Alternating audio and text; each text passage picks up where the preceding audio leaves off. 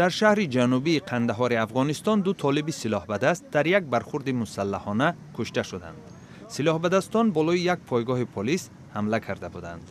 تبادل آتش 4 ساعت دوام کرده به قرارگاه پلیس زیانی زیاد رساند.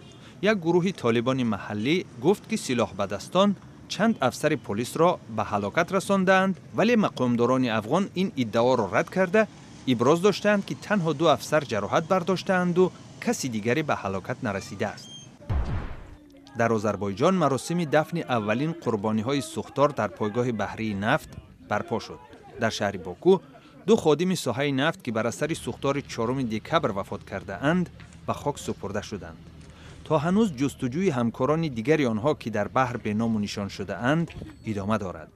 روز سه‌شنبه 6 جسد یافت شد و حالا شماره قربانی‌های این فاجعه به 8 نفر برابر شده است. سرنوشت 20 کسی دیگر روشن نشده است.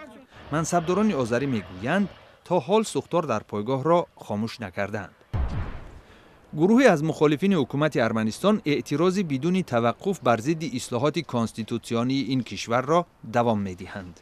گروهی به اصطلاح جانبداران تغییر رژیم در میدان آزادی یریون جمع شده اعتراض خود را توسط نشستن در میدان نمایش می‌دهند. مخالفین میگویند هدف از پیشنهاد اصلاحات کانستیتوسیونی سر قدرت باقی ماندن سرکسیان بعد دور دوم ریاست جمهوری او می باشد.